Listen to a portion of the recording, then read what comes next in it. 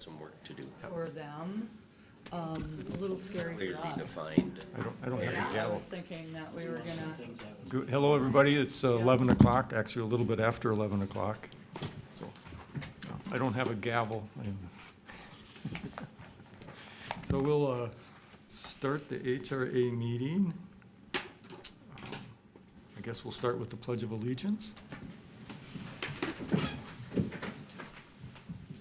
I pledge allegiance to the flag of the United States of America and to the republic for which it stands, one nation, under God, indivisible, with liberty and justice for all. All righty. Call the meeting to order, and the first thing on the agenda, third thing on the agenda is agenda approval. I'll move to approve. Thank you, Shar. I'll second. Thank you, Steve. Any further discussion? All those in favor say aye. Aye. Opposed? Motion carried. Public input. Is there any public input today? Calling once, twice, 3 times? Okay, we'll close public input. The consent agenda. I'm not gonna poll anything, but, I have a couple questions too. I did ask Jeff, about looking at the financials. Just the amounts that they're holding back is large. Okay, And so Jeff said in the new contract, okay. it'll be, is it quarterly they're gonna be looked at, Jeff? Yeah. Yep. So- Call. Then I had a question on the balance sheets on pretty much every entity. You know, what's the cash prior management, that negative amount?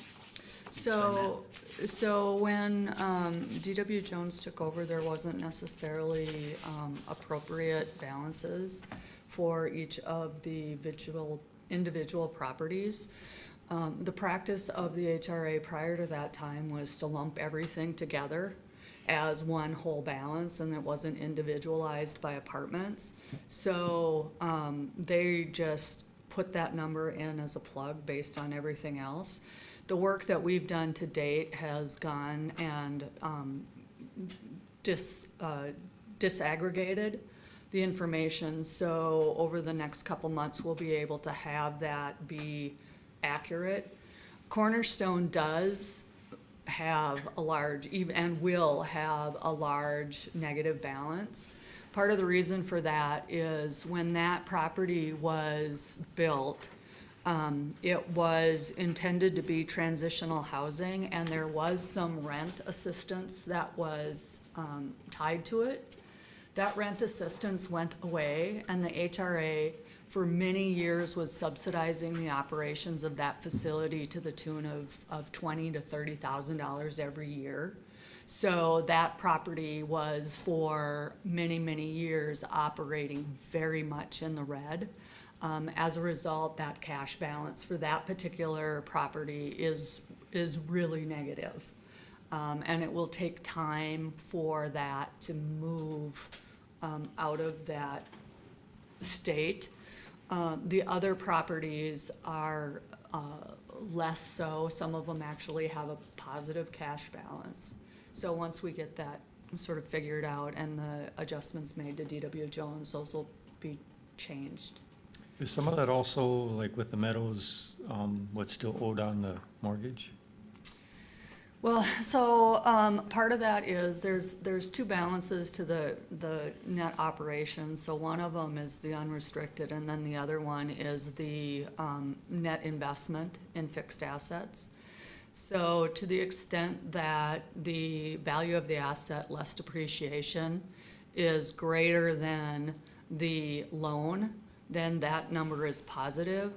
If the, value less depreciation and then the liability is, greater than that, then there'd be a negative balance. So that will change, that investment in fixed assets changes over time based on the age of the asset and the depreciation. So, So my question, because I've never seen this before, is, Oh. and, where'd the money come from then? I mean, if you got it sitting here with a negative cash balance, I mean, this may have occurred over 10, 20, 30 years, but where did the money come from? So it came to from cover the? their regular general fund. So a couple things happened over time. Number one is that the general fund, the HRA, got their amount from levy. That started in the late 90s, 98, I believe it was the first year that a levy was received. And so those funds were used to subsidize the projects that were going on with the enterprise fund. So that's part of it. And then later on, the Meadows properties actually had a positive cash flow because they would show a net profit, less depreciation. So they would have a positive balance from a cash perspective. So in 21, 22, actually what was happening is the enterprise fund as a total was cash flowing. And the general fund for the HRA was showing profits of $120,000 a year, which was the levy. So what was ending up happening is all the operations were being taken care of by the enterprise fund, and then they were building cash over in their general fund, which was then subsidizing, so over time. And now that we're pulling all of that apart, we're getting better balances to show, okay, what has happened with Cornerstone over the last, and each of those properties, so. And Dave, for years, Cornerstone residents paid maybe $25 a month for rent, and then some months, they couldn't even pay the $25. The property was structured that it was 30% of income. Well, 30% of zero is zero. So there was no structure to help with the assistance. So in 2021-ish, the property was built with POTH money, public, POTH, public housing, transitional housing dollars. So we applied to Minnesota Housing to ask that the use of the property be changed from transitional housing to permanent housing, that and that rents, that the HRA would no longer subsidize rents. So you had to live there. Preferences to homeless folks, but generally they either have to have the capacity to pay, or a lot of them will come in on Mojave vouchers. So they'll come in and have their rents paid by Mojave as part of the service package to move end long-term homelessness. And as a result, that building now is actually collecting rents, which it hadn't it was built in the early 90s and hadn't until 2023, hadn't started really collecting rents of anything meaningful, so. Well, I'm familiarizing myself, since I'm new on this. Where is Cornerstone? Cornerstone is at 310 and 312 3rd. So it's, Riverside is by Burger King. And then the middle school is, the south side of the middle school, the old middle school is 3rd. So if you take 3rd all the way to Riverside, it's there. It's right next to the public tennis courts. Okay. Mm-hmm. It looks like out of the four of them, it's the only one that doesn't have a mortgage. No, and it never did have a mortgage, and that was because it was under Minnesota Housing. There was a deferred mortgage. That was paid off in 2023 was the last year that there was a deferred on there. Actually, it was earlier than that. So there wasn't a mortgage that was paid per se, but there was a liability because of that deferred mortgage, and that hit 20 or 30 years here. It must have been 2022 that hit. So no, there isn't a mortgage. That property actually, there's two buildings. The first one is kind of an L shape, and that was an old hardware store or something. And then, and that contains 1-bedroom units. And then the building that's behind there is a fourplex that has 4 2-bedroom units. That was built new when the funding was received from Minnesota Housing, and then that front building that was an old retail something or other, that was renovated to support the apartments. I have, again, one more question since we're on it, from a consent agenda. On the cash flow, is that just for the month of August? Yes. Okay, then that leads it to the question of what's the, that $2,700 for per diem? Per diems were paid, but they weren't paid until August. So, under the financial, we'll have a lot more conversation about that. But the, board is entitled to per diems, and the prior organization did pay those per diems. They did not show up in the bank statements until August. My guess is that they were paid, sometime in July, and then the actual checks were written in July. One of the challenges that we're having is working through the financial information, and our 2024 isn't where it provides us real meaningful data yet.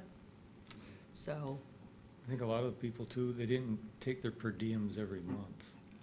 They might go a number of months before they would take them. Yeah, they must have, because $50 per diem isn't, That's for $2,700, you'd have to That's what I was wondering. have several What's months. that for the month of August? and I don't know when it is unclear when the per diems were paid, if that's like 6 months worth. It could be. Typically, there would be some sort of a signature or a per diem sheet that was originated by the administrator, and then they'd pay. What I did for the cash flow was simply take the bank statements and look at the inflows and outflows to give you some sense of what's going on, to provide you as much detail. Clearly, what DW Jones is doing is much more involved and detailed. The other part of what's going on, we're not quite able to get to that level of detail, and we'll have more conversation about that. But we're I thought it was important to give you something that gave you a sense of where the organization is at. So we chose a cash flow statement. Being a treasurer, I also, in the other statement, the financials, I looked at the mortgages and I saw the July one to the August one, and yeah, I saw how much it was paid off on each one. But it'd be nice to have more information on the balance, on how much is paid each month for that and things like that. All of the property mortgages should show up on the balance sheet for each of the properties because they do account for them at DW Jones. So Regency has a small mortgage balance. In relation, it's small, around 200,000. And then Meadow Edge has a balance of about 1.6, and then Meadowview has about 1.9, and those should show up on the balance sheet for DW Jones as liabilities. So you should be able to see, if you look at the DW Jones financial statements, between July and August, which I provided to you, you should see the reduction in the mortgage. Yeah. Mhm.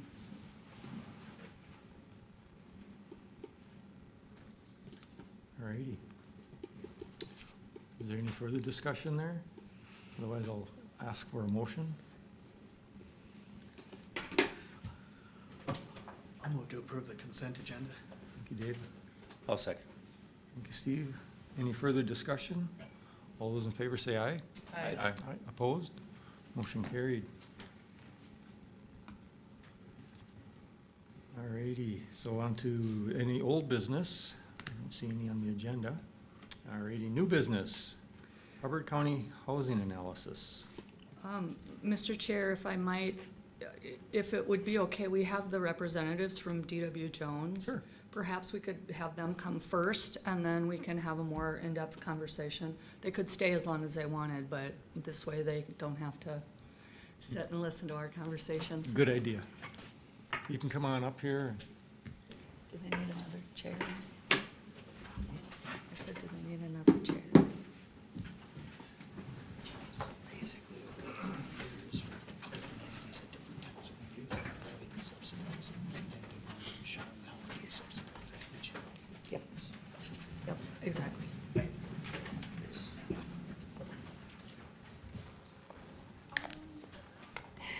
Doesn't know if she wants to sit in the. Don't want you to feel left out.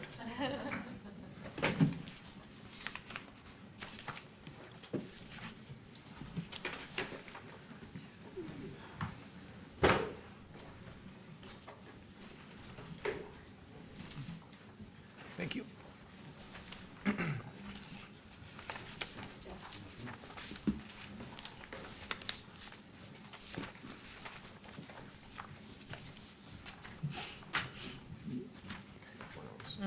Thank you.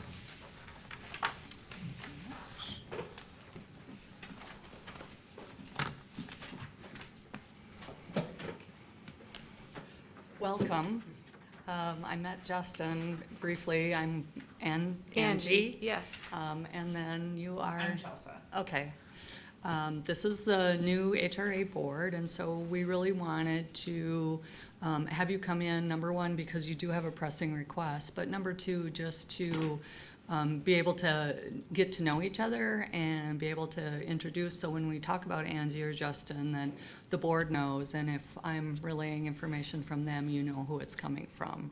So, welcome, I'm glad you're here, and we can start out with your presentation, and then the board may have questions for you. Absolutely. So the most pressing thing today is, again, we'd like to know your faces because we want to know who we're dealing with. And then you can know us a little bit too. So we're not just a name on an email or on a report. Justin, you were introduced to, he works in accounting, so he does the accounting for these properties. I've been the regional manager for these properties since we took them in September, and Chelsea is new to our company, so just so you know who we are.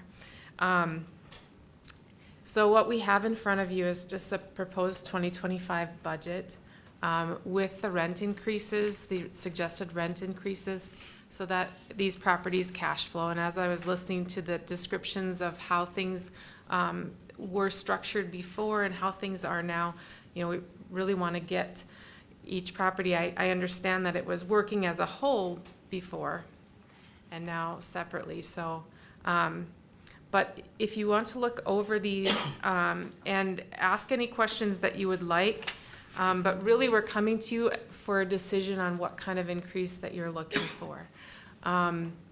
We do want these properties to cash flow, obviously, so that we can cover the expenses that are needed to manage them. But ultimately that decision is up to you. We do have to notify our tenants, so it's kind of a time-sensitive thing, and the decision may not be made today, but it will need to be made shortly so that we can notify them of changes. So, Have we increased recently? That I didn't know, so. last year. Yeah, they did increase last year for new leases. How much percentage? The percentage, I didn't look at that. I'm guilty of that too. Yes, I did not. I didn't anticipate the question, and I should have. I will find that out and then get that information to you. If you were guessing, probably 3 to 5%? 3 to 5, yeah. Yeah, okay. Yep. So, And that was only for new tenants. The ones who were already there under lease did not experience an increase, or was it later? the Cornerstone wasn't touched at all. Okay, Meadowview, Meadows Edge, and Regency did have a rent increase. Okay. And that began April 1st with the new leases. okay. So we grandfathered those in who had been there before. Their rent increased, but they were allowed to stay on a month-to-month lease without any month-to-month fee. So we left that be, but it was good to get those new leases out, so that they had all of the new guidelines. So the rent that you're proposing would be for all tenants, not just new tenants? It would. Okay. And how it works is for those that are in their initial lease, that wouldn't change until they renew their lease. Okay, So they would be notified of the rent increase, and then they could choose what they want to do. So I know you have a number of properties all over. With the rent increases, would that be in line with what you see other properties going, serving the same? Niche. Thank you. I couldn't quite think of the right word. Yep, so I used to be on the HRA board, and the HRA board was concerned that if the rents got too high, that niche then could no longer afford to stay there. So how are you seeing the suggested rent increases with that? So the rent increases, actually for our market rates, this would be lower than what we're seeing for a lot of market properties. I do have a question about, I've heard this floated around, it's the workforce housing. Is there something out there that there is some limit to what we can, how high we can raise the rents? There isn't. Those properties were built with Minnesota Housing Workforce dollars. Okay. The intended market is those who are at the very entry-level positions, and a lot of times part-time positions. So the intent was that it's the folks who can't quite qualify for the rented restriction because they make just a little bit too much, but clearly can't afford the market rent. And then the Pinecrest is sort of the next step up. So Meadowview and Meadows Edge were intended to be the ones who are just over that income restricted band. Understood. Okay. Yes, so that was what the intended purpose of those two units are. Okay. Clearly Regency is a LIHTC property, out of compliance period, but the intent is to keep those rents really kind of in that area. Okay. And then Cornerstone, again, is the long-term homeless, permanent housing with a preference to long-term homeless. So again, really affordable rents there. Yeah, and you'll see the difference in what's listed for Cornerstone. We did the spreadsheet that we use for that keeps us within the rent limits for a housing choice voucher, so that we're staying compliant there. So, Just a follow-up to Char's question that would help me when I make this decision here is, so on those workforce housing entities, what's the market doing? So, when I have to sit here and decide, am I gonna go 5% or 7%, I'm curious what the market's doing. If the market's going 10%, I'm gonna have a different decision than if the market's at 5%. But then when you look at the housing study, and there was a spot where they talked about the income for Park Rapids was $800 and some a week. That's the type of people that we're trying to provide housing for. So when you look at the rent increases, so that means that they're gonna work a week and a little bit more to pay their housing, but a quarter, 25%, 25 to 30% is right within the percentages for housing. What I'm worried about is, yeah, you can do your rates so you cash flow and you wanna keep your rents low, but if the market is substantially higher than you and you keep going behind the market over a period of time, you're gonna have a really hard time catching up when you have to. Yeah, and then we don't have So you money wanna to be fix careful things about out. that. You wanna keep our housing affordable, but you can't let the market run away from you, right, or you're gonna be in trouble later. right. And that's one of the challenges with an HRA is it's that balancing point. The purpose is really to provide housing statutorily for the very low and low income. Recently, moderate income was added into the statutory language, which means that you can legitimately serve households that make up to 110% of AMI. But the goal of an HRA is to provide services where public or private enterprise doesn't. So it tends to be the subsidized housing and then this lower level of market rate. So one of the questions to consider is if the average income is $868 a week times 52 times 30%, which is appropriate rent, then how does that compare to those numbers? Because I think that that's really the target that you want to shoot for, is making sure that the majority of folks in that income range could afford to live in these properties, because you don't want to make them unaffordable or contribute to the people who are cost burdened, but you still want to be able to break even. Yeah. And then my other question was, we didn't want Section 8 because people could come from all over the US and we were trying to serve the people that actually lived here and needed housing. So are any of these properties currently taking Section 8 after you guys took over? Well, Cornerstone can. Yeah. And they do, generally, one of DW Jones' things is that we accept Section 8 at any of our properties. For the most part, Section 8 does not approve our rent amounts at any market rate property. So it kind of naturally weeds that out. But because the rents are low enough, with the right household size, we have a couple of people in Meadows Edge that do have a voucher. So are they people that have just moved in because they have a voucher, or are they people that were actually living here and employed here? They lived here and were Because employed here. that's and entirely different Yeah. to me than Right. just having somebody come in. that are just porting their vouchers. Yeah. That's what you're not wanting to That's happen. what we're not Yeah, wanting. yeah. No, we're not having the porting of vouchers, Okay, so. okay, thank you. Do you know if you have a large population of seniors living in any of these?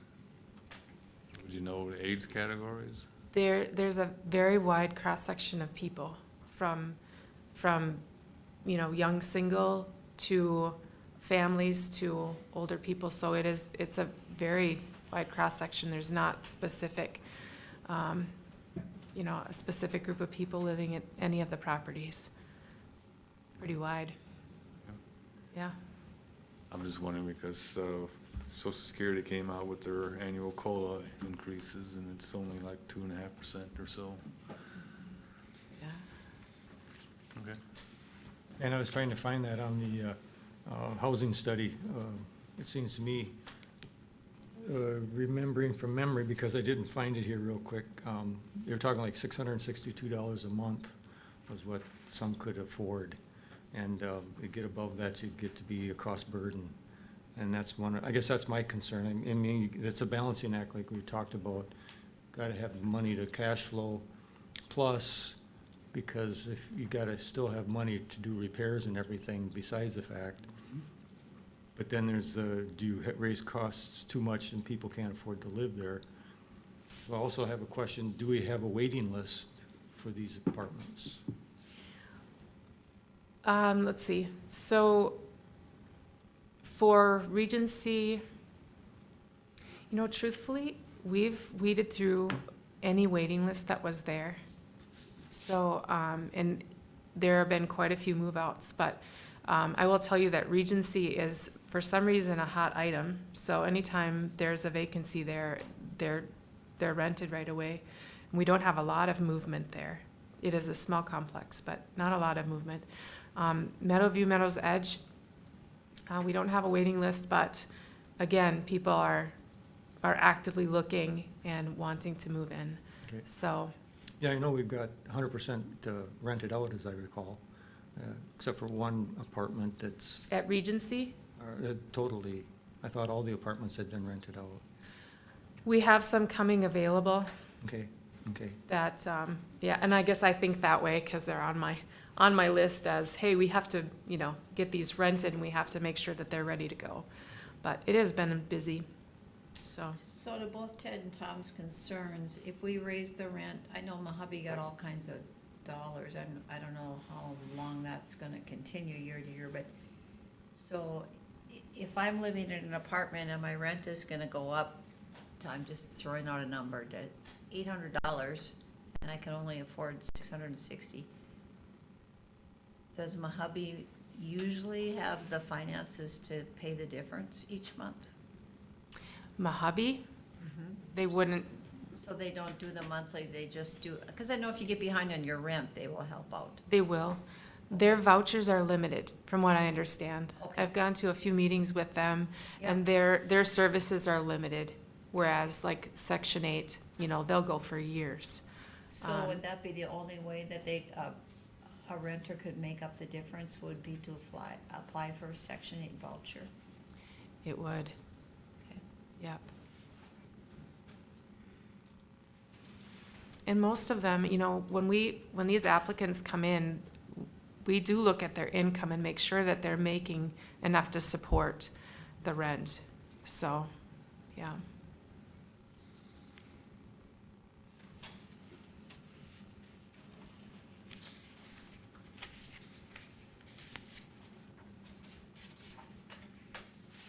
So when would you need to know about rent increases? Are you hoping we would be able to decide that by our next meeting or this By the meeting? end of the month, if we could. We have to notify, we need to give them, let's see, I have to think here. So we need to give them at least 60 days' notice of rent increase. And so for anyone on a month-to-month lease, we like to make that change January 1st. But then we wouldn't have that information prior to making this decision. And then are you looking to be consistent across all entities? Or is it okay to go with different amounts at each place? As long as Meadowview and Meadows Edge increase is identical. Because they, you know, they're identical buildings and there's, you know how that works. Regency, you can change that, and Cornerstone is its own, so. Do you guys have a recommendation For the rent increase? Yeah. It's on there. for either one, though? I mean, you've got two options on each one. Just for Meadowview and Meadows Edge. Yeah, and I did put two options on for Regency too. Oh, okay. And that's on that back page, so it's 10 and 7. I'll tell you the truth, bottom line for me, as long as we can cash flow. Because we've put in this budget what we believe that we'll be spending for maintenance and all of those things, including capital expenditures like replacing appliances. So we've anticipated those things in the budget. I just would like to be able to pay the bills. And, you know, and hopefully we can get them healthy and to a better place cash-wise.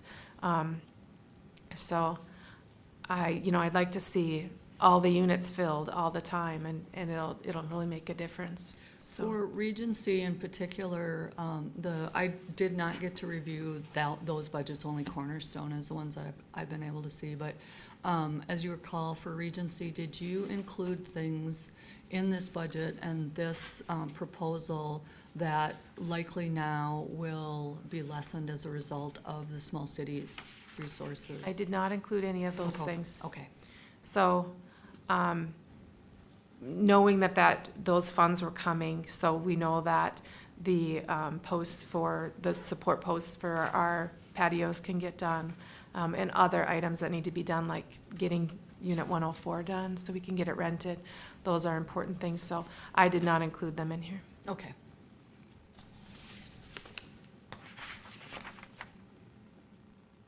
So because we've asked you questions that, we don't have information on, could we approve the 7% and then possibly, would that give you enough cash flow to make it through this year if we decided then in the next year with the additional information we wanted to go 10?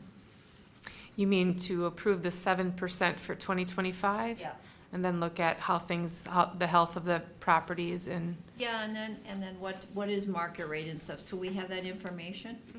Do you feel 7% will at least give you a cash flow for this year? Yep. This 2025? yeah, Okay. yeah.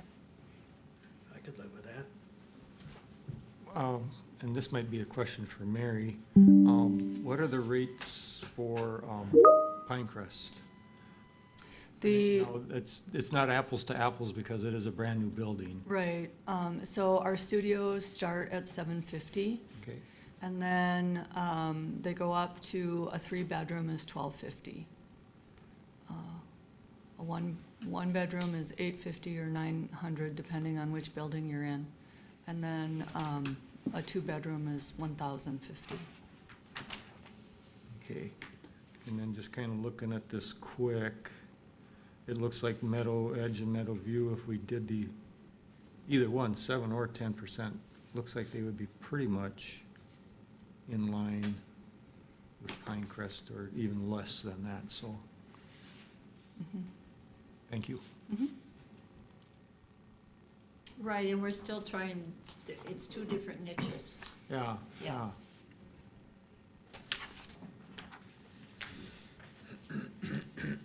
Okay.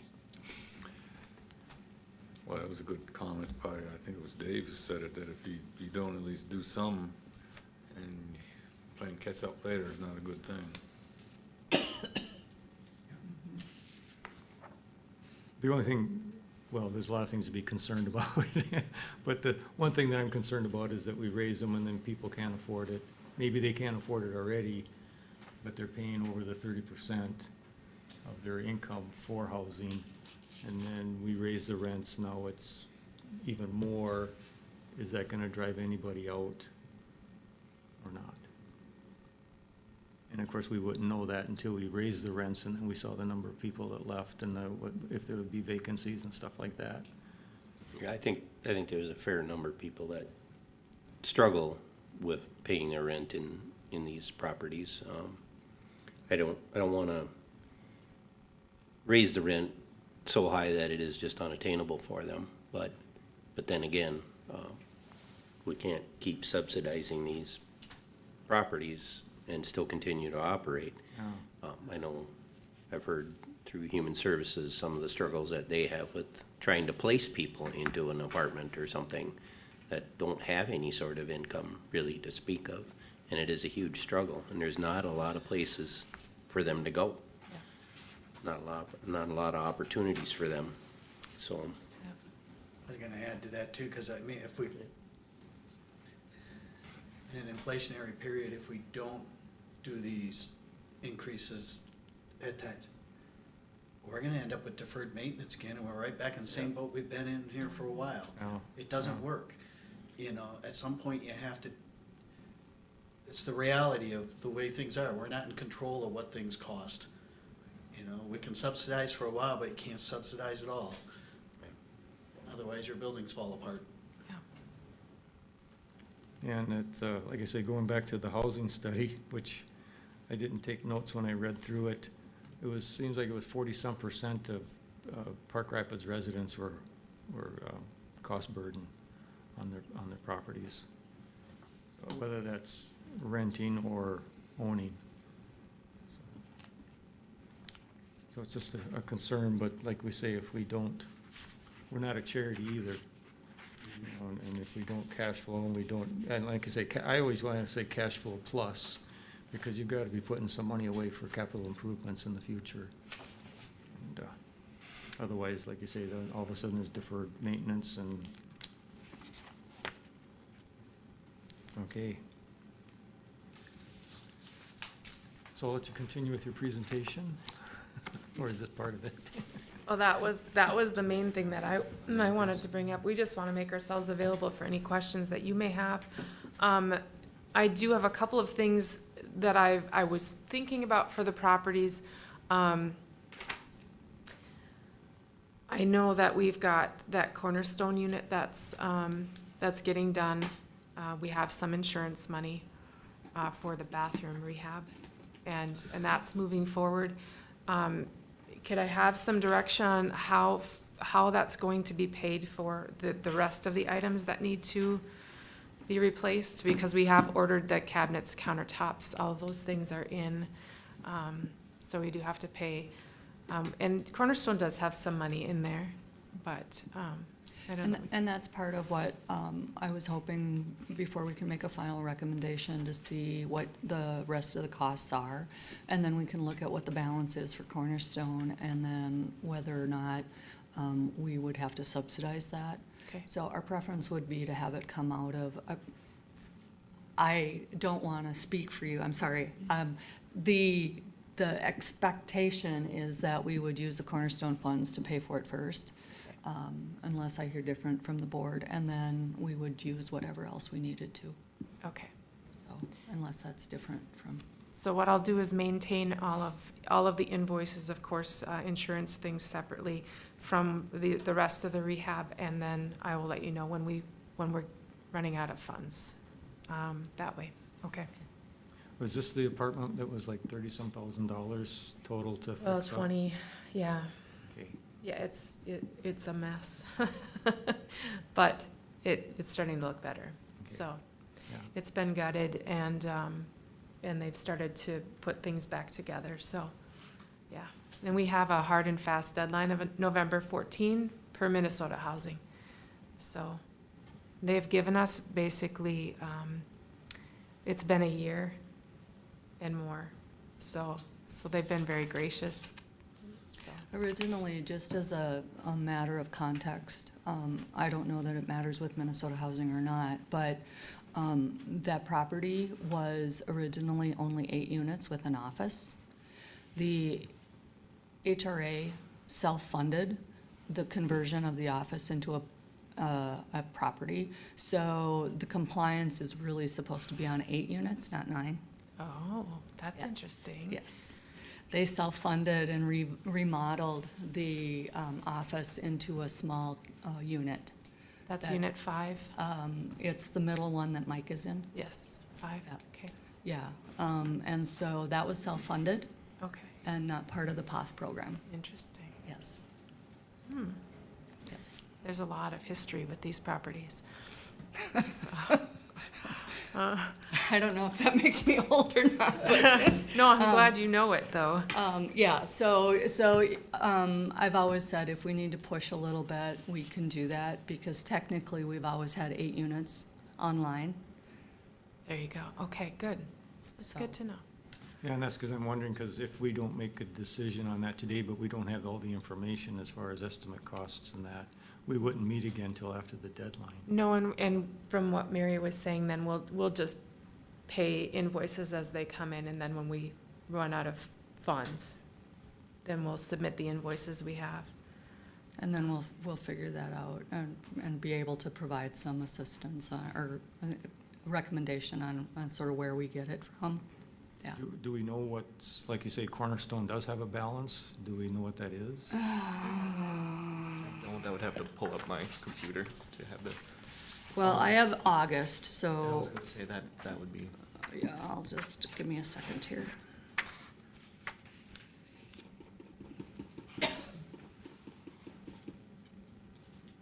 And I'm assuming some of the repairs have already been done.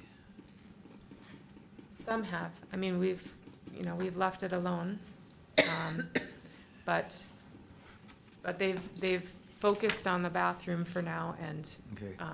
since we have those insurance funds, Yeah, and we have to separate the two, so yeah. they're really working on that. But by now, we should have, August No. cash is $4,100 Drywall and- roughly. Yeah.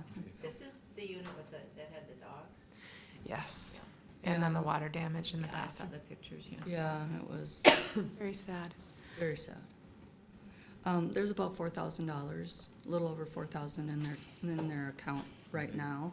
I have a feeling that once we start working on some of our work, that there'll be some additional resources that we'll find in the Cornerstone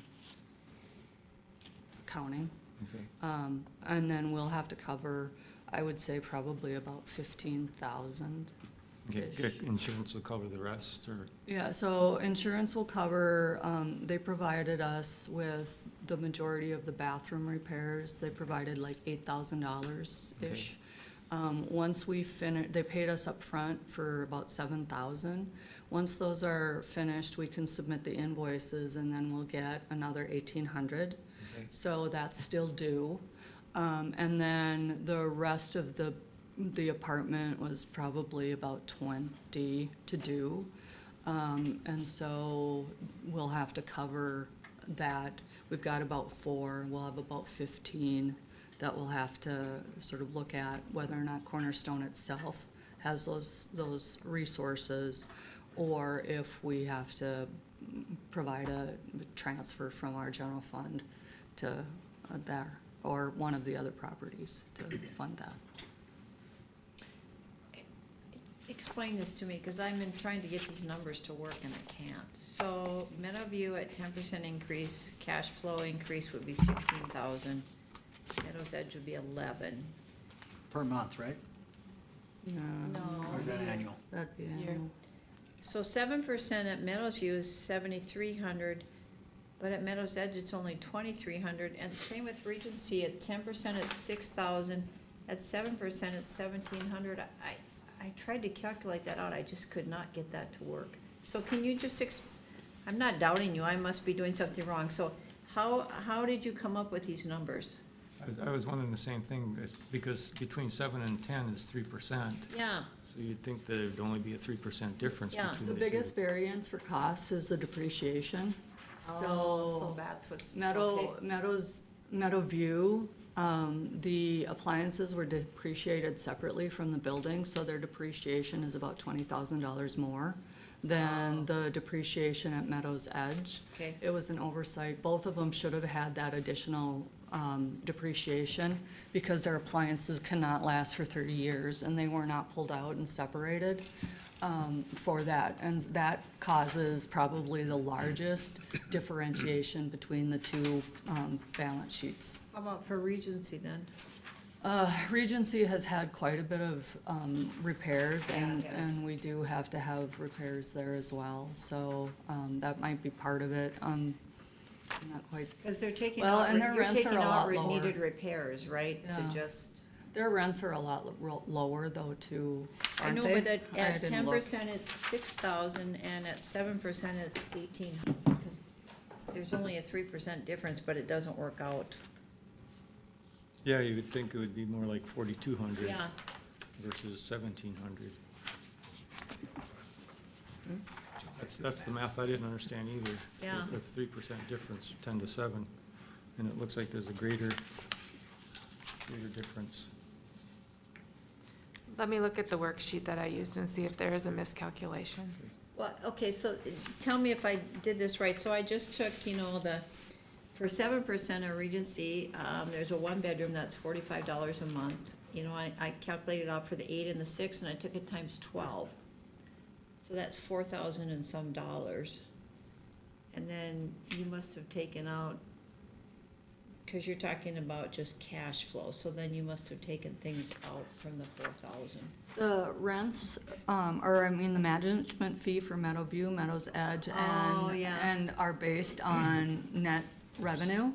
So there is going to be a corresponding increase in the management fee because it's based on income. So part of that would go to subsidize the management fee, so that's why it's not. But then the 7% management fee would be less, and the numbers are so far off between the 10 and the 7. Yeah, I'm not sure. I don't know that, but I'm just, Yeah. your math doesn't calculate that What other. she's saying Yeah, it doesn't. is that to see the context of the 2025 budget of each of the operations and the increases and show how that is. We're not seeing all the numbers that I are know we factoring aren't, in that's there. why I'm just, Yeah. because I know my math isn't right. I'm just trying to But your figure out math, how. your math isn't including all the variables. Right. You can't do it from this page. Yeah, It would, Not enough it information. would, we'd have to look at the 2025 budget relative to that. Well, that's for me thinking if it was easy math in my head, if it was a 10% increase and it made $10,000, a 7% increase should make it $7,000. Right. Yep, but that's not including all the variables. But you take the variables with both the 10% and 7% increase, there shouldn't be that large of a difference between the two. Yeah, if you factor in the management fee and the rates that they have, it's gonna change. You'd actually have to look at the full budget. Yeah. Because if you've got, there's 25 different expense items that would change relative to the proposed rent. It just, there's too much, you can't do the math off those three numbers. You have to do it off of the budget for the building for the year. and because the financials need some work, we can't make decisions, we can't make this decision, including looking at the The 25 budget. The recommendation Yeah. that 7% would help you cash flow in 2025 is probably the thing that you need to consider right now. As And then next year Mary's will be gonna explain when different. we get to the conversation about financials, Yeah. when we're working with McDonald and Mack to clear up where we're at the end of 23 operating, and we work with the budget for these managed properties, and we look at the balance of the budget and the projects that we have, I mean, it'll become clear over time, but it's Yeah, still we gonna just- take a we- couple of yeah. months to square The everything up. prudent thing would be to do it and recognize that DW Jones is doing based on the information that they have, and that's not necessarily variable. The rest of what's going on is outside of their control, and I think that they're doing a really great job in predicting where they think we need to be. Other things will come to light, but I do think that it would be prudent to look at that 7% to keep us going while we're moving along. So do you want a motion now? I guess so. Okay, so I'm gonna make a motion with the information that we have this year, and I totally understand that all this is gonna take time, that we're gonna do the rent increases at 7% and Cornerstone at 5%. I'll second that. That's for 2025, right? That's for 25. Yeah.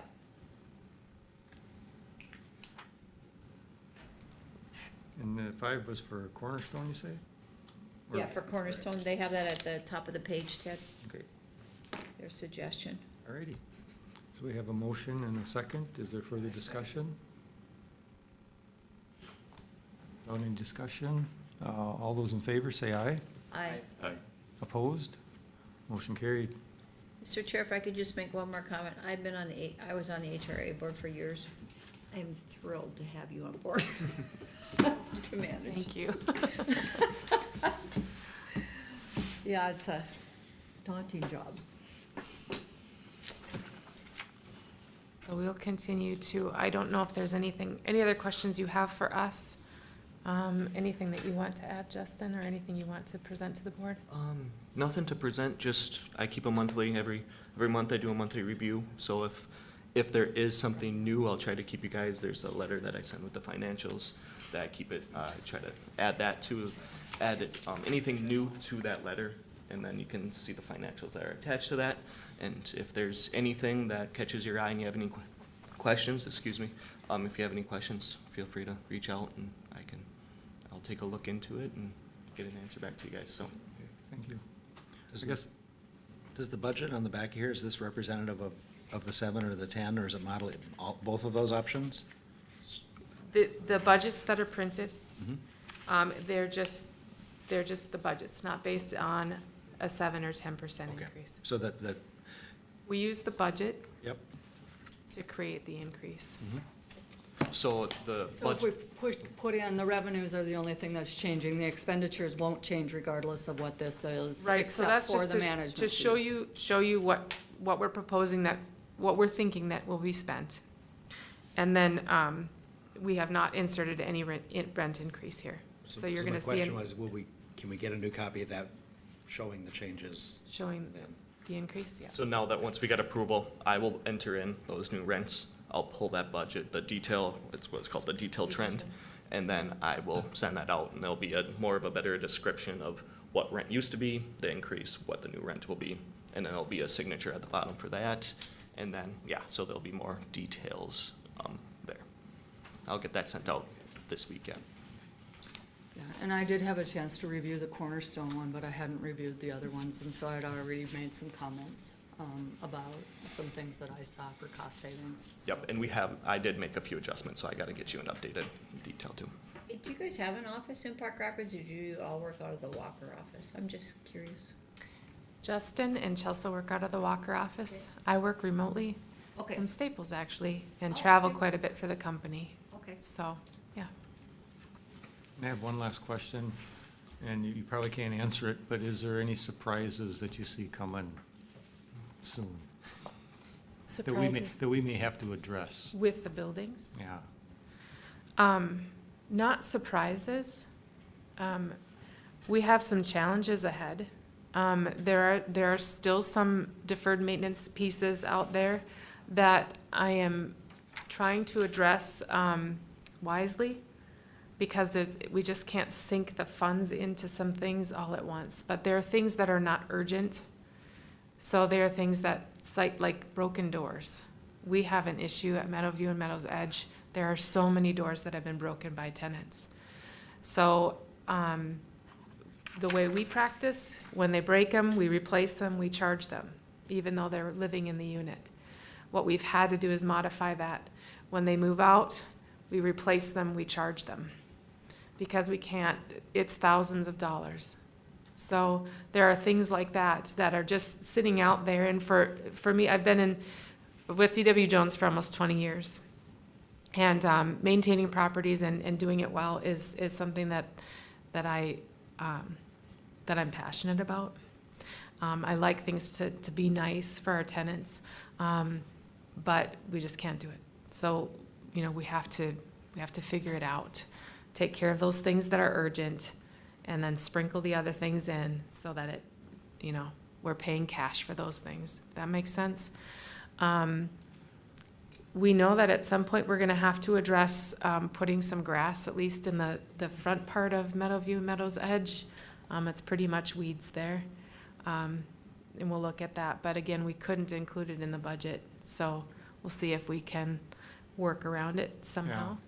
And I had an idea of when the grass is replaced, however you want to term it, if there was some kind of railing or fence so that they couldn't go off the sidewalk onto the grass. Yep.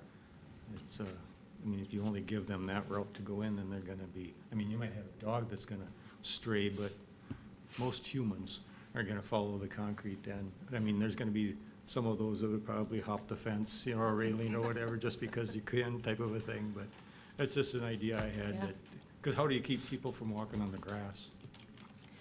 I don't know, but we have seen a turnaround in, there have been many who have been part of the property for some time, and they get frustrated with us because we make them follow the rules, and they get very angry. But we say that's okay, because we want to make it better for the people that are there. So when they drop their cigarette butt and we see it, can you pick that up?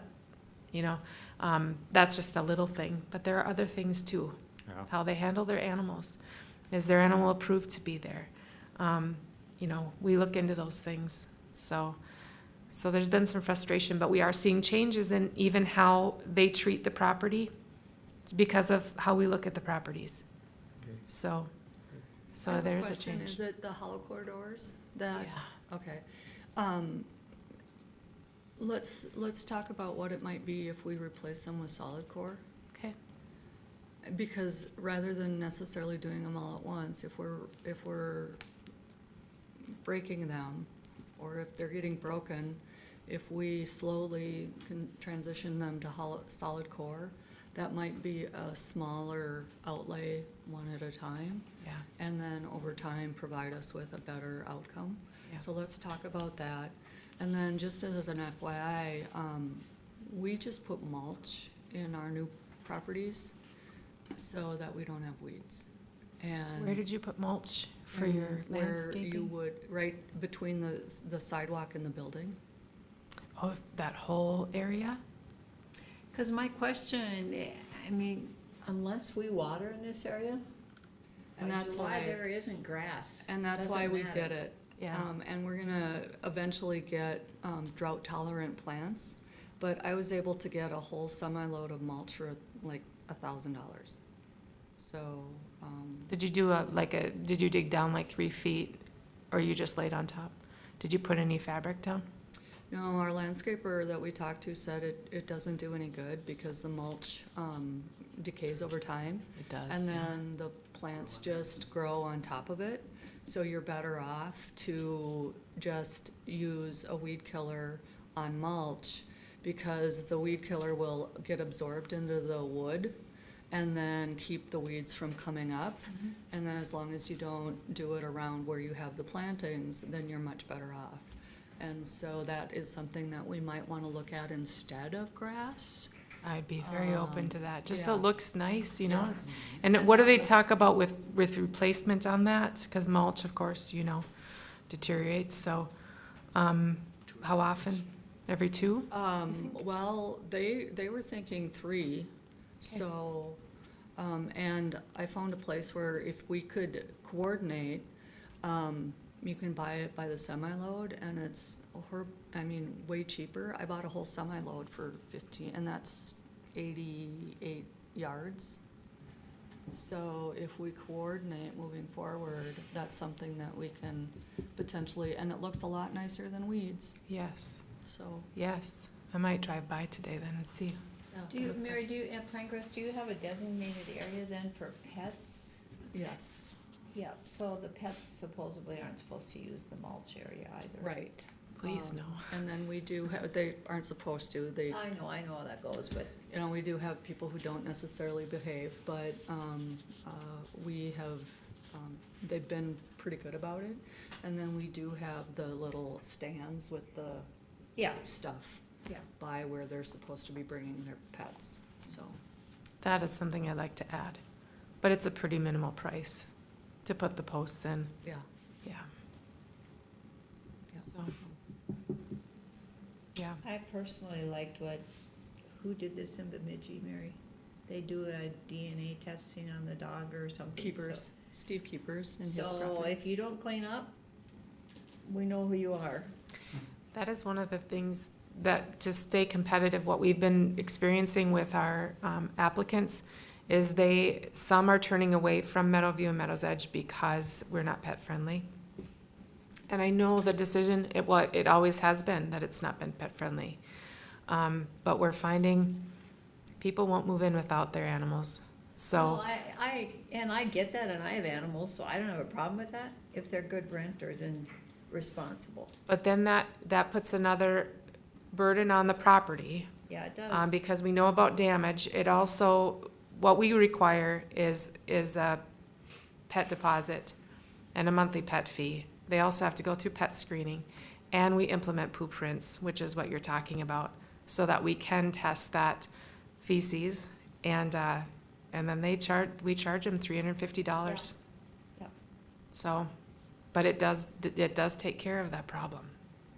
So, just something maybe to put on the back burner if we see that, we're struggling with vacancies at our market rates, at Regency, Meadowview, Meadows Edge, we may wanna look at. However, you Uh, can't turn somebody down with a therapy animal. We cannot. Nope, there are this is our quote, there are circumstances where, legally I cannot deny somebody. So can you animal. make them still pay for the testing? Or you can't even do that with, Yes, we can use poop prints for any emotional support or service animal. because if it's a problem, Yes. Yep, so. Okay. Anything else? Looks like we're good, thank you. Thank It you was for nice your to have you time. here, thank you. It's nice to meet you. I can remember your names next time. She sent those online. Thank you. All right.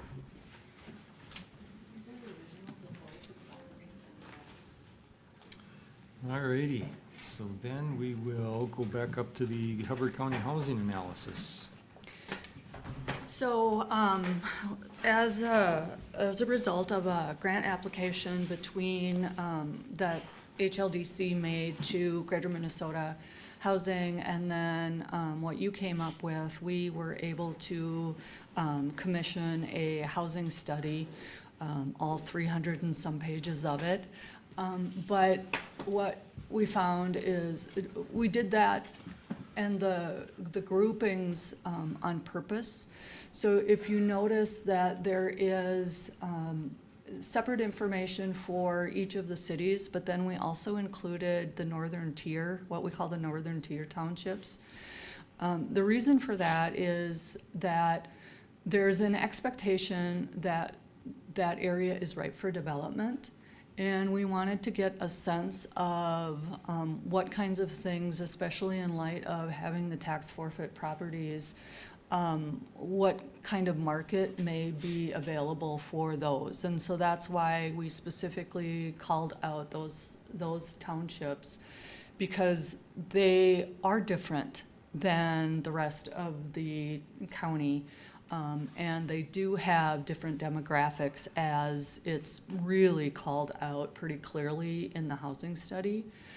I did go through and provide 3 or 4 pages of just really high-level highlights about the things that I think that we all knew, but didn't necessarily have the proof of that. The demographics is that we continue to be growing, and we are projected to continue to grow. That the strongest growth is going to be, again, like I said, in those northern tier townships as well as Park Rapids. Those are where the amenities tend to be the closest. In those northern tier, we've got Bemidji, and then in around Park Rapids is where those are the largest. No surprise that the largest age cohort is those who are the early retirees, and second is the post-retirees with that baby boom. That's where, a lot of people, I'm sure a lot of people who have retired here, and has sort of resulted in that high age population. That also conversely does have the challenge for us to think about what does that mean from a housing perspective. Is we know that there's a lot of early retirees and a lot of aging folks here, and how is that going to impact us long-term and our need for housing, and what will that do if all of these folks vacate their housing? And, so it's just something to be mindful of as we're thinking about doing some planning moving forward. Housing affordability, that's what you were referring to, Ted, is that 26% of all of our households are cost burden, and of those, 43% are the renters. So in this county as a whole, renters tend to be a lot more cost burdened than those who are in an ownership situation. And that 57% of households could afford a house that's $200,000, but that number drops to 29% for a $350,000 home. The challenge is that right now the starter home is $350,000. So it really does limit the number of folks who can get into that first home when it's really unaffordable. And then it goes into sort of the general occupancy demand for housing moving forward. And then also the senior housing is on the next page. So it really gives us a sense of what's happening. I do want to quantify or call out that the general occupancy rental units affordable is considered up to 60% AMI. So most of the programs that are income restricted are for households that make 60% or less.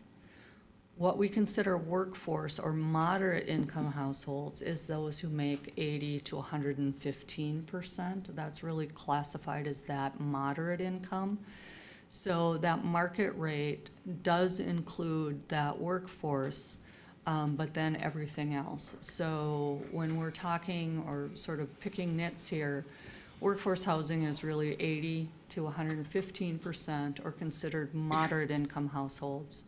And, but because it's not restricted, it's all grouped in with that market rate unless you specifically call out workforce housing. Do I have the ability to do stuff here or? No. Oh, okay. Well, that was a good answer. No, no, you can't do nothing. Just look. And then housing demand by community. I thought that as you represent different areas of the state, county, that you would find it interesting where the need tends to be in your area of the county based on the communities that are there. Again, Hubbard County only has 4 communities but different areas that aren't necessarily aligned with that. What's interesting is that that northern tier, as I said, no rentals. All owner occupied is what the interest is in that area, given the demographics and what's going on there. So, and then it follows up with the recommendations from the study. Really, this is really high level. I provided you with the study. I think that it is appropriate to think about how we may want to disseminate this information moving forward. HLDC has had a few conversations about how to actually roll it out. I think that what this then also does is provides us the opportunity to create a more well-thought housing plan on, okay, now we have this information about need and what the demographics are. What should we as an HRA do to help to respond to that need? And are there things that we can do to encourage other development for the period, the 10-year period that's covered by this study? So in some future meetings, I think that we should have some conversations about, clearly identifying the need and then potentially looking at who is potentially responsible for filling some of those buckets. And then are there some things that we as an organization can help do to prompt private development in certain areas? Because ultimately that's really where we want to get to, is private development helping to do those things. So, and I thought it was important for you to get this study as we start talking about some of the next items on the agenda and how they relate to sort of an overall plan of development for the community to bring additional growth. So, is there any questions or? Just kind of a comment / question, the northern tier, there's a 0 and a 0, in rentals. Do you think it's because they don't want it? They don't want rentals in the northern tier of the townships?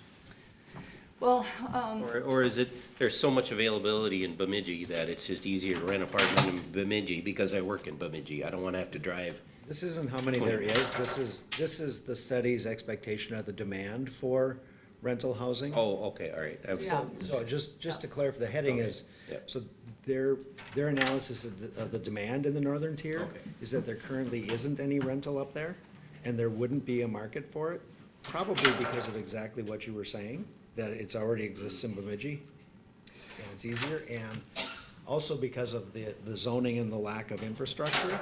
Yeah. They're building on 80,000 5-acre, 10-acre parcels, and that's kind of how that's been developed to this point. So it's reflective of the thought of the question that you Okay, great. asked, but it's actually anticipating what the demand is from a planning standpoint. Where do we put our bang for our buck? So in the northern tier, if we've talked about taking that 80 acres and platting it so that they can be built up, that makes more sense than putting in a senior apartment or a senior complex without having access to water and sewer. I think if you build it, they would come. Okay, well, that's, Because in Beltrami County, they are even looking at more housing needs than we do have here in Hubbard County. So there's not a lot of vacancies in the city of Bemidji. But it's the same, they're saying, I guess it's probably across the whole United States, we need housing. And- so just as a couple caveats from the rental perspective is that, number one, for seniors, they tend to be wanting to be very close to medical. So while the northern tier isn't far from Bemidji, it's still 8 miles. Yeah. In Bemidji, they're building apartments. There's Right. Sanford, Yeah. and there's the There's, apartments. right, Yeah. and so. Not only so- 8 miles, but then across town. And across town, Yeah. and so that's one of the deterrents. And then from a development perspective, creating, multifamily, large-scale multifamily, where there is well and septic is incredibly expensive. Oh, yes. Yes, so typically you won't see multifamily or larger scale multifamily where there isn't municipal services because of the prohibitive costs. So those kind of self-select, not having rental property in this area. And then again, you know, if you're looking at these lots, in order to have private well and septic, there's larger size requirements, and so Yeah, I there's sort just- of I- a you know, certain I scale. think of the city of Park Rapids, it seems like every duplex that's been built has either been sold or it's rented right away. The opportunity's there, but it gets taken right away. That's why they're, you know, that used to be all nothing but farm fields back there going to the industrial park. And now it's house, house, house, house, house. And that's not to say duplexes, townhomes, or something couldn't work in the northern part of the township either, or, in that northern area. That's smaller scale development, and you can make that work with, private well and septic. Yeah. So those kinds of multifamily are likely, an option that could be explored, and even rental of those could be explored. You just have to love your neighbor. Yeah, you Definitely really, in that you kind of- really do. Yeah. That's one of those things, like you say, too, where would be the area, like maybe the Yeah. Highway 71 corridor, close to town, it would have to be in Helga Township probably. Yeah. Because like you say, that if they're renting, they probably have a desire to be farther out, but realistically, it'd be better. And I think about north of Bemidji, there's some, I can't remember the name of them, there's a couple of fourplexes up there, so they must have private sewer and water too, but I know there's those limitations, and where would we get the bigger bang for our buck? But I would also like to see, of course, if somebody wanted to build something up there and they asked for our help, we would be able to help them. But I don't know what kind of help would they be asking for. And I think that as we talk about the Farden Township development, we can talk about some of those potential opportunities for us to encourage private development, but. So hypothetically, if a township wants our help but they haven't signed on, it would depend on where our dollars came from, whether we could help them or not. Would that be correct? That would not be a me question. So if a township signed and they said they did not want to be part of the And we would not, then we would not do anything there. not even, okay, nothing, okay? No. And I was just kind of thinking in my head, any of the townships that have zoning already have kind of their protections built in, so it wouldn't be harmful for them to be part of the EDA there. As you mentioned, some of the townships that are mostly, you know, that don't want development, they're not gonna get development because Yeah. nobody wants to put a box store up there or a, you know, because they're out of the way and they don't have services. Yeah, I was just thinking in relation to housing. And they're not probably gonna get much housing. But if we think about, like Nevis or Akeley or any of the surrounding townships like that are kind of already in an area, Yep. when they opt in, we have the opportunity just to collaborate with them, to help them do that, to Yeah. help them apply for funds. Maybe it becomes a priority where we say we're gonna take some of the funds we have and help them with some of those projects. If they don't opt in, we won't allocate staff time and we won't spend money. That doesn't mean we won't field questions or offer advice or do things like that, but, we wouldn't be doing projects. I had a supervisor from Crow Wing County who was questioning whether or not they should opt in, and he said, well, there's not gonna be any housing over here, but then we started talking about housing rehabilitation. Yeah. I said, there'd be dollars for that, and that kind of piqued up his interest a little bit, so maybe they'll sign on because of that. I know Akeley and LaPorte are struggling for housing and whatnot, and any sort of development, but there's very limited amount of properties there that are worth sinking a bunch of money into. You're better off raising it and starting fresh. The other thing that I do want to sort of call out is that part of what makes assistance work is that the jurisdiction is willing to help themselves. Yes. So, sometimes when you have a really great idea and the community wants assistance, but then doesn't necessarily agree, that they wanna take advantage of that assistance, there's not a lot we can do. And that's sometimes unfortunate. It's not that we wanna come in and say, this is what you should do, but it has to be a two-way street. And so as you have conversations with the townships, it's like, yes, we're very willing, but we also need you to come to the table and work with us as well to, create responses that make sense, so. And my hope for like, say, LaPorte, say if we're successful with our industrial area or developmental area up in Farden Township, the city of LaPorte isn't that far, but maybe, you know, with a school already right there in that, I would like to think that they would maybe want to do some apartments or something in the city of LaPorte, because now there might be people just driving north to where we're looking at in Farden Township versus somebody in LaPorte driving to Bemidji. Yes. I mean, it's not unheard of because Brian Opus He lives lives- north of Bemidji Yeah. and he drives down here to work. So I Yes. mean, people will drive, Yeah. but the majority of people don't want to drive that far. But I could see, like I say, if somebody wants to live in a small town, it's got the gas station, a grocery store, a school, Yeah. you know, and then a park and everything and a bike trail. I mean, there's a lot of things there that might attract people. And if they've only got to drive a few miles north to their job, I think it would be more tempting than it would be now. And we have Cass County employees living here because they can't find housing in their county. Yeah, yeah. But if you look at the numbers, Ted, for LaPorte, for 2024 to 34, the recommended, or the projected demand in general occupancy rental is only 24. So Yeah. it would have to be quite small scale. Yeah. Yeah, yeah. Now, you wouldn't build a Pinecrest there as an example, because you'd be vacant. More like a fourplex or something Yeah, like that. right. Yeah. The senior number in Park Rapids, that's pretty huge. That looks like an area to target. If you read the study further in their summary, though, if you want your best bang for the buck, you probably would spend it on general rental, because seniors can live in there too. But you go the other way around, you can't help your general rental.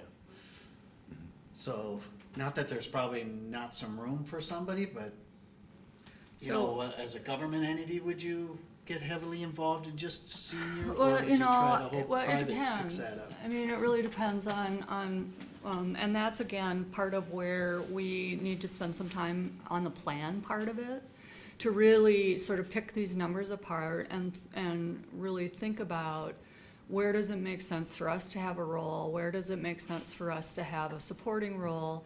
And then where does it make sense for us to just leave it to private development? There are some opportunities. There is a tremendous influx of seniors. You looked at that, that's the highest growth area, that's the highest percentage of population. Do you target what's called an active senior, is what David was alluding to, is, so those are more flexible units that seniors can live in, you know, single level living, some of those kinds of things. Young households may enjoy those things as well. Or do you really look at some of the senior services, you know, housing with services? So there's a whole gamut of things that we can talk about, and probably an area to target.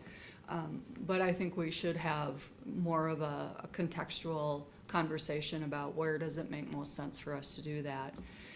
Just as a sort of an aside, Canute Nelson does have plans that they can double the size of their assisted living part. They just expanded their memory care, and they have the drawings in place to add another 60-some units of their assisted living. Knowing that, then, is that an area that we necessarily want to be or not? And again, those are all of the things that we would have a conversation about. And that's what There are private entities out there and companies that look specifically for these types of things, that As an example, if we wanted more, we might be able to do very similar to what we did with the properties up north. Just identify where we'd like this to be, put it out for an RFP and see who responds. With this study now and the data to back it up, you might have more private people willing to, take that chance on the market.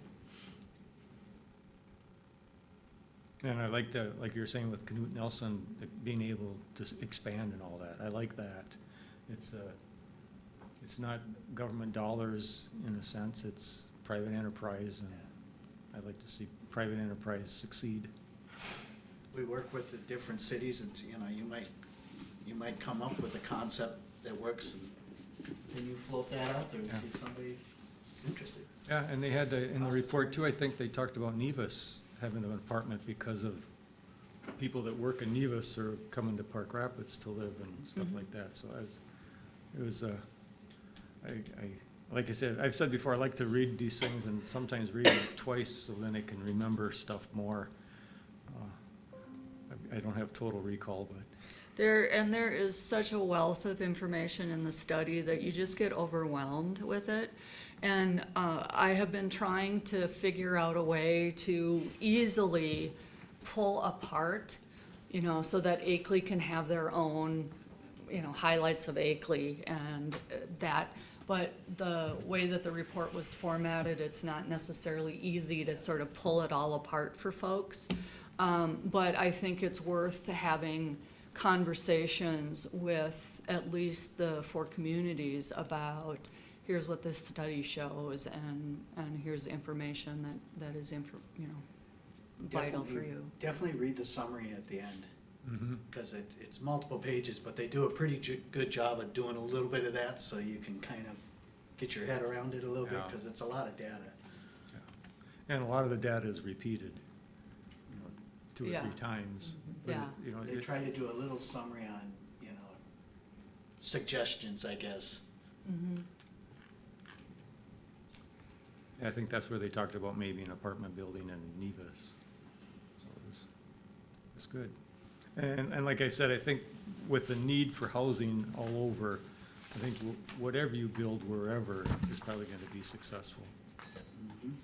One thing that I wanted to just make you aware of, in addition to all of the information that's provided in the housing study, there's a website that's called unitedforalice.org.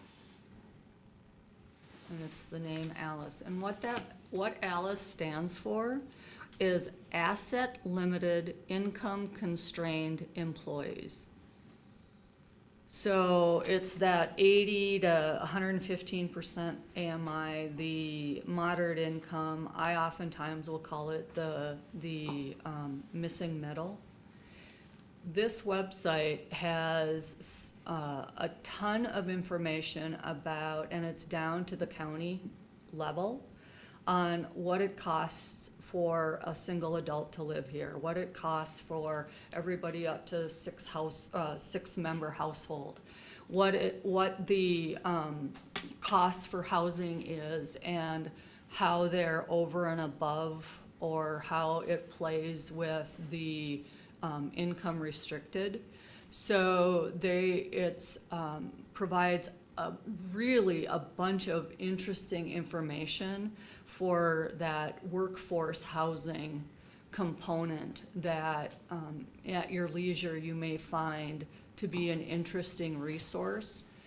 And as I said, this terminology called ALICE, ALICE, is something that you're going to hear more and more and more about. Asset Limited Income Constrained Employed. So it's folks who are in those entry-level jobs that don't have a lot of assets and are really sort of left for naught in a lot of the housing programs.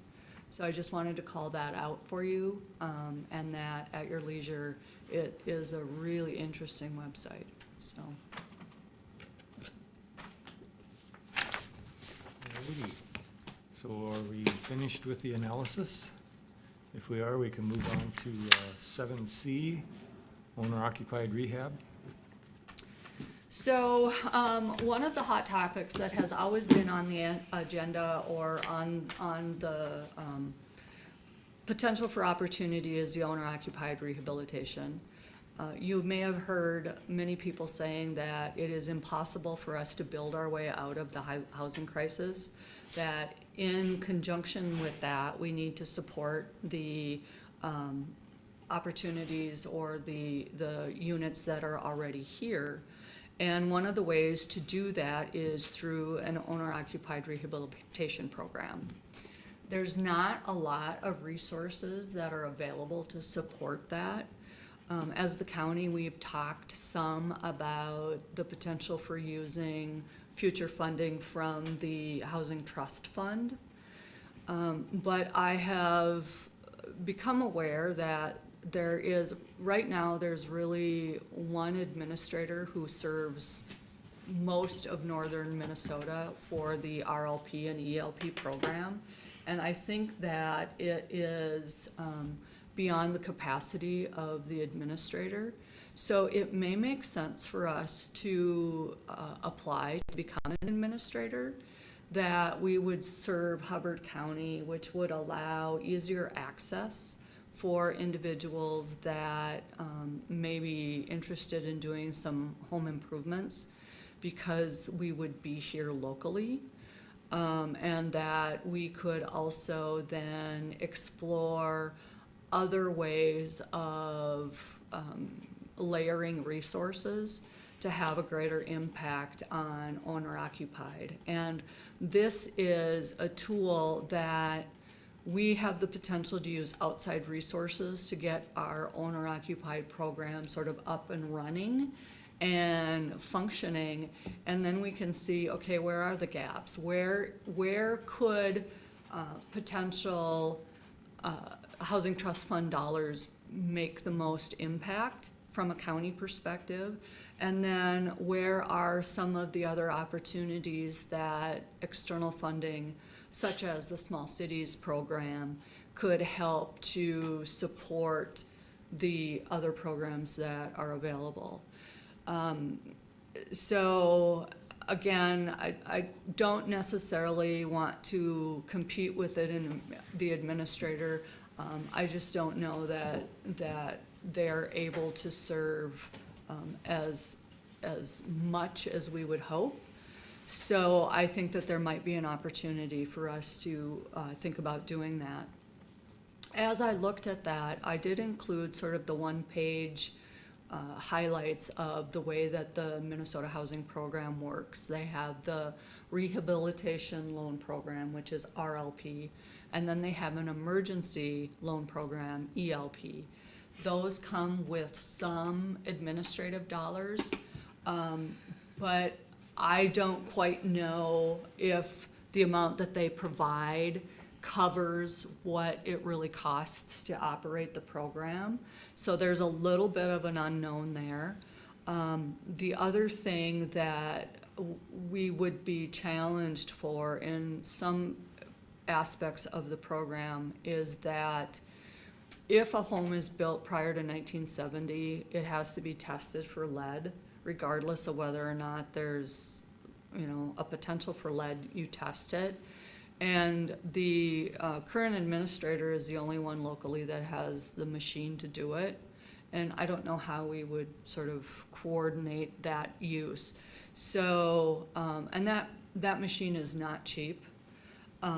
But our organization did receive funding from USDA, ours as in HLDC, and it was specifically to help expand the owner-occupied rehabilitation activities in the county. So I have the hope that we could do a grant adjustment and be able to cover at least a portion of that machine. That grant provides 50% match.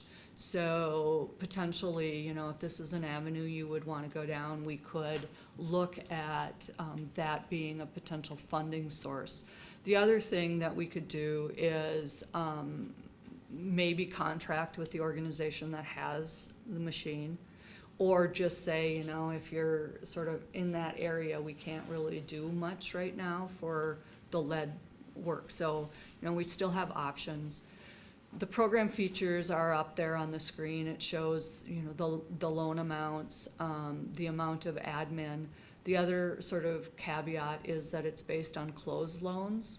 So if you do a bunch of work and the project doesn't close for whatever reason, you don't get the resources from the state. So there is a little bit of risk that you need to do that.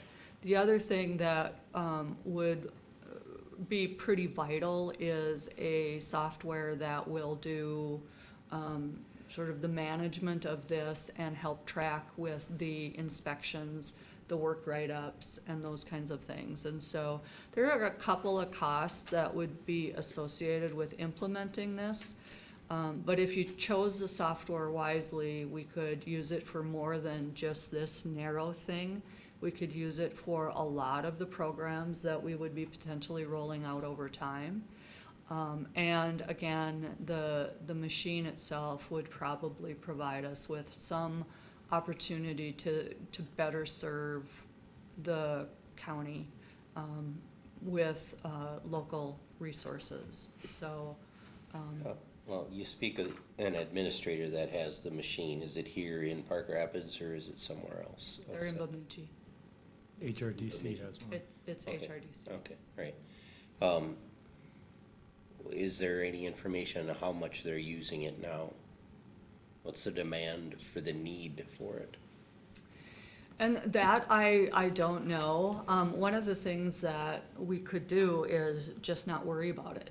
And then see if we're finding that we have to turn down a lot of people because their homes are older than what we think, or they're older than that. And so we can figure out sort of how that works. I think you could probably, to a certain extent, be as busy as you wanted to be. Do we have much data that shows the age of the housing stock in the county? Yeah, there's some. So that, you know, then you can weigh the benefit of having such a machine around. You know, if everything's built 1980 and after, you know, the majority of it, we know it's not gonna have lead, should not have lead in it. Right, should not have You know, lead. The I'm not gonna say expectation is that won't there's have, not but lead. it should not have. And that machine is not, you can still do the program without that machine. Mhm. So, you know, it's not one or the other. So let's be clear about that, and we Well, I don't just have wanted to Yeah. clarify, you know, if we're Absolutely. gonna do it, we should equip ourselves to do it in a full fashion rather than only partially. But if there isn't the demand for that to get used, then why spend the money on it and why include it upfront?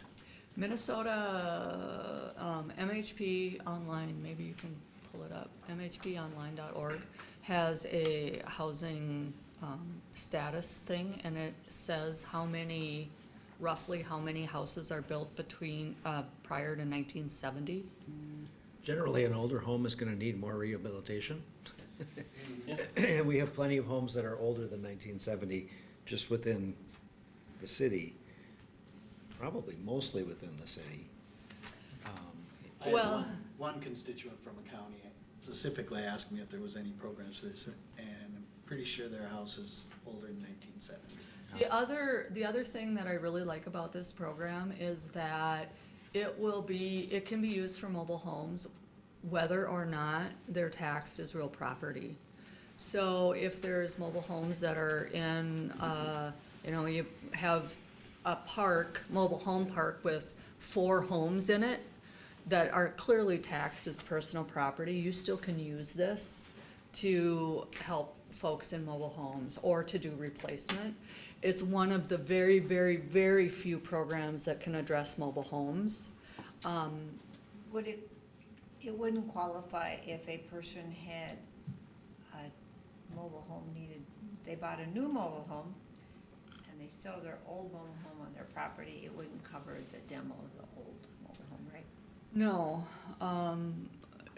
no, it wouldn't. Because we have several of those. We have several of those. would it cover a portion of the cost of the new home? There is a replacement component in there. That's something that's new, and I haven't researched a lot of that. I'm familiar with this program from a few years ago, so they have made some tweaks with it, and I'm not exactly sure how everything runs now. But what I do know is that it does provide an opportunity for us to get more active in owner-occupied rehabilitation.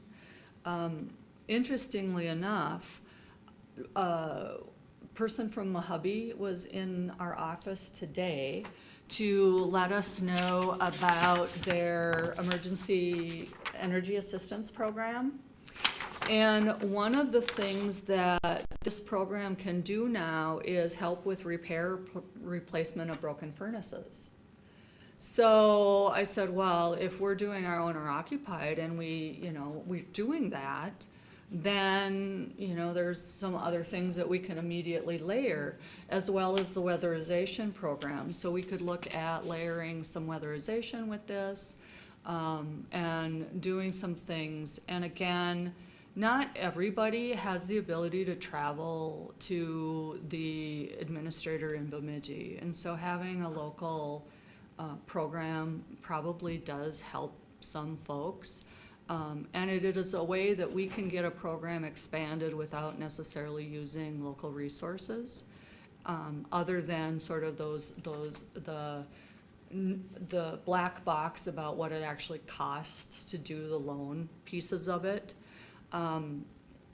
What prompted my conversation is the person who does a lot of the inspections for this program, which are required, actually lives here in Park Rapids and was wondering if we were looking at expanding and then the small cities program, and said, yeah, he would love to help with expanding the utilization of the program.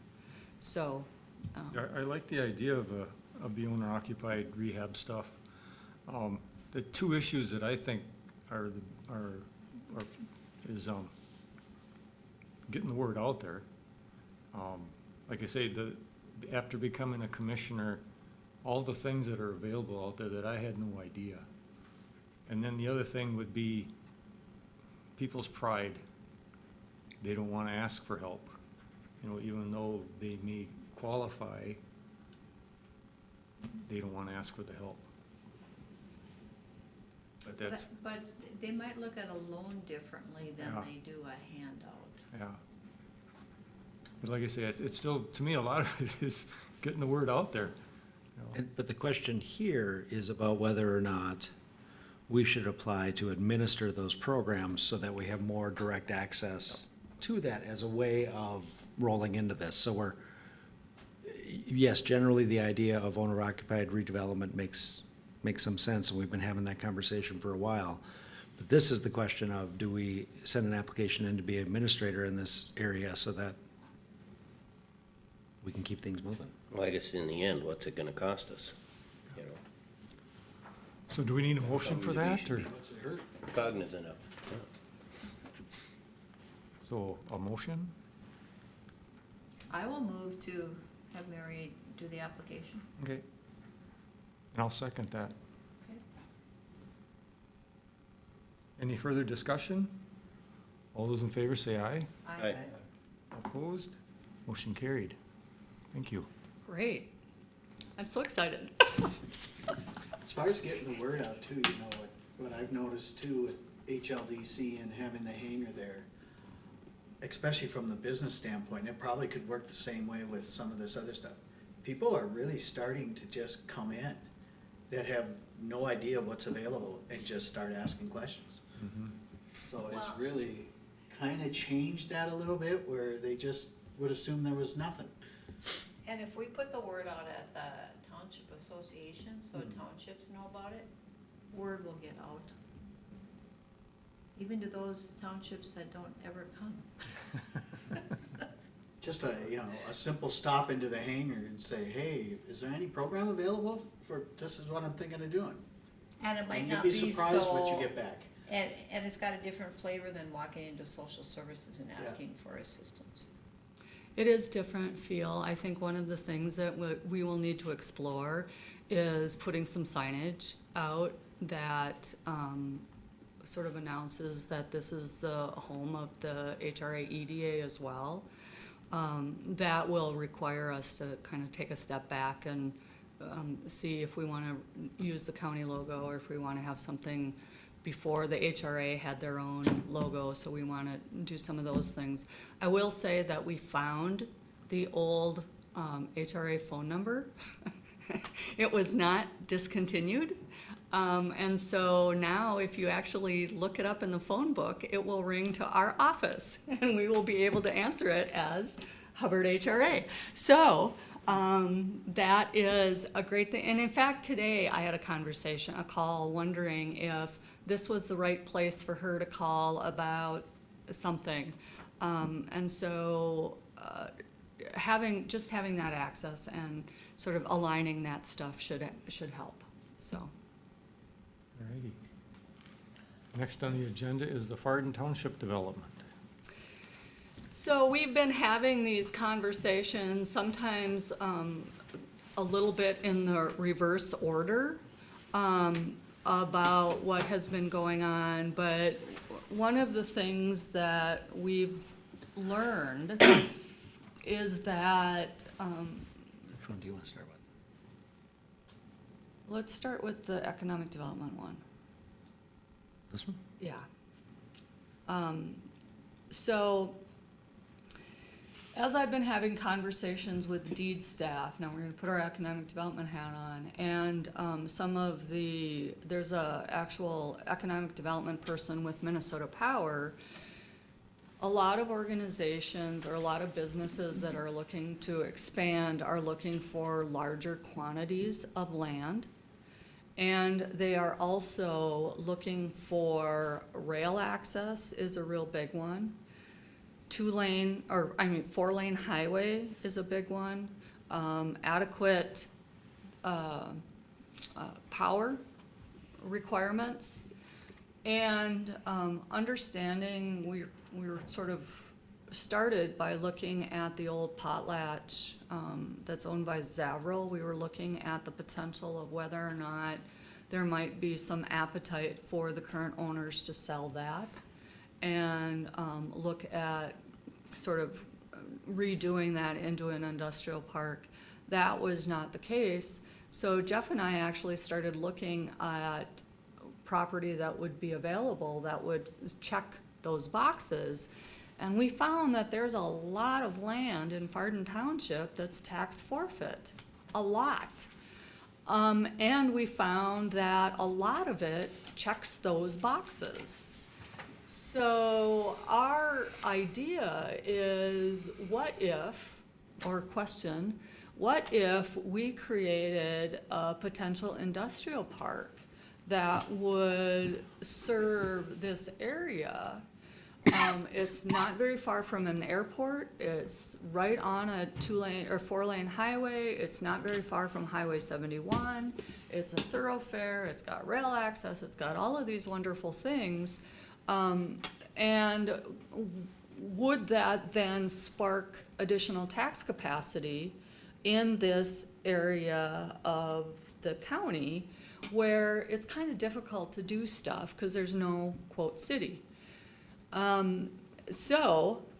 There interestingly was a request for a site that was just due at the end of September for an organization that was interested in 30 to 50 acres that has rail access, that has all of these things.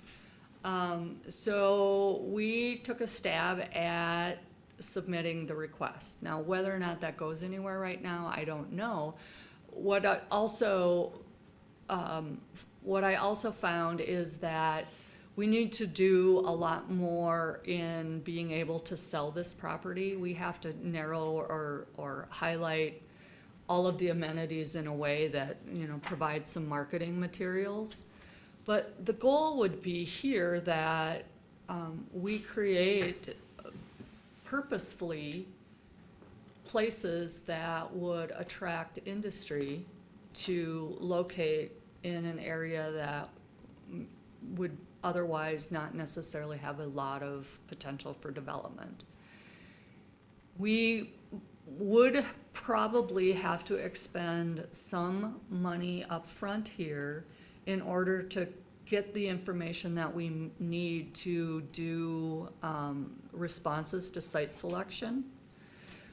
But we would commit that we wouldn't spend resources until we actually had a business, sign a letter of interest.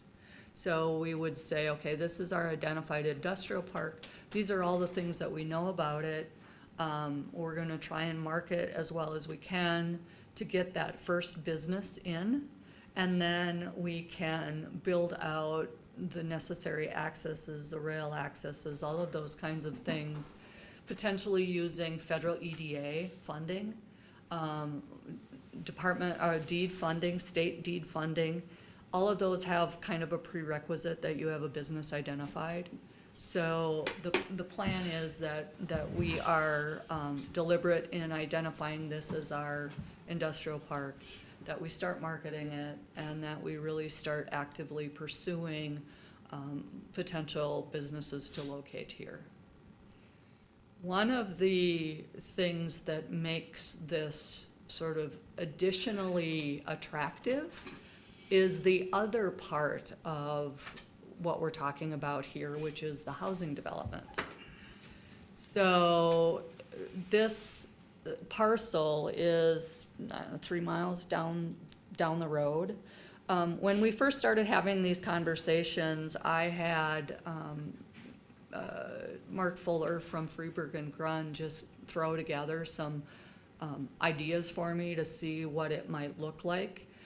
Ultimately, what you chose to take off is that line where Jeff is going back and forth. So it's that lower half of the property. The 307th is already built. So we could start either platting it and selling it, or working on a partnership with developers to start doing some development here without having to put any money into it at all, other than, what we would have to do to pull it off. And because we're an HRA, and if we target the right households, we probably don't have to pay for it, I think.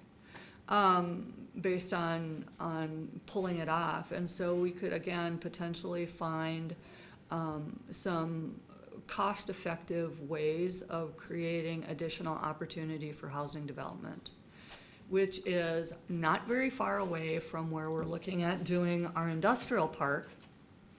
So we can offer potential businesses, hey, we have housing and all of these other things that you really need. So I think it really does impact our marketability when it comes to attracting additional industry into this area.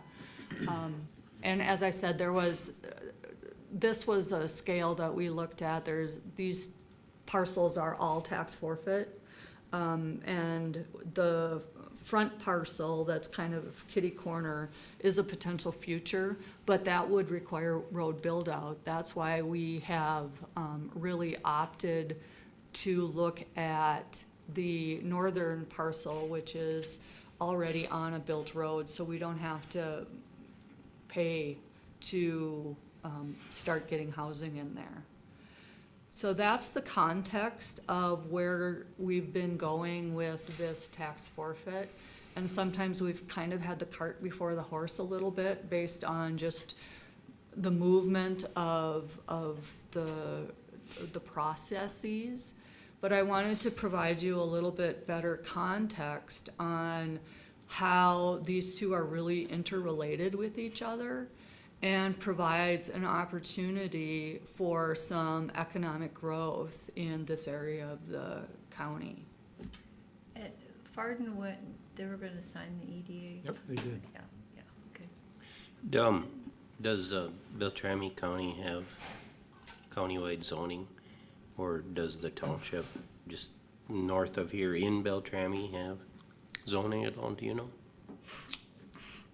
I don't think they have countywide zoning. Farden Township, which is the north side of Grace Lake, I believe they do. I'm just thinking about homogeny, making everything kind of look the same, Yeah. you know?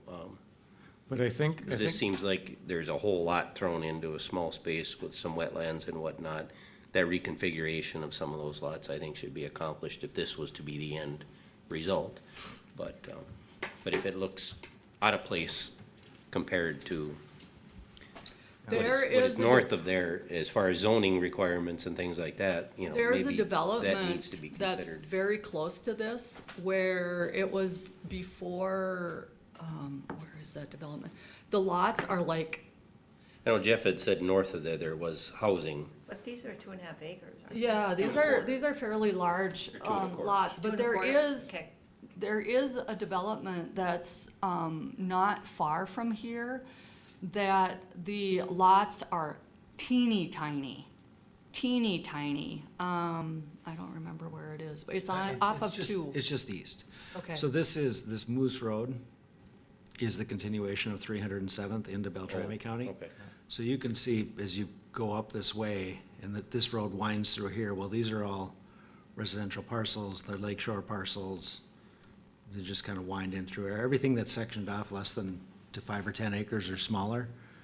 If I turn that layer on, you'd see that they're mostly built out as residences. yeah, Farden Township, when I first built there, you had to have 40 acres to build a house, which is one of the things that it attracted is, that Colleen Midge and I Lake. there. Yeah. But then they started to do some zoning because they wanted to have growth in certain areas.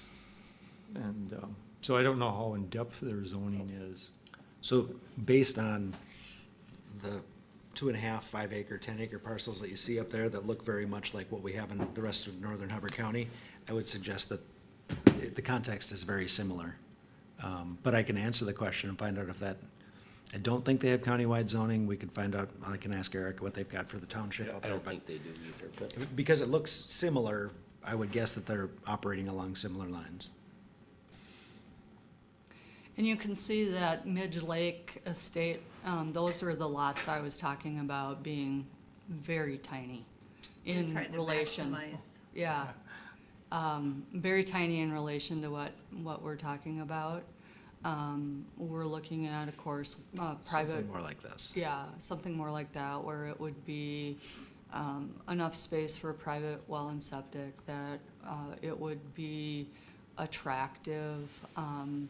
This was a really just simple, basic design, thinking about, okay, could we maximize the construction on the existing road to help subsidize then future development for the other roads? So we would have a couple options. One is that we could do an RFP for a developer to take the whole thing. We could look at doing a plat similar to this, sort of dead end it where the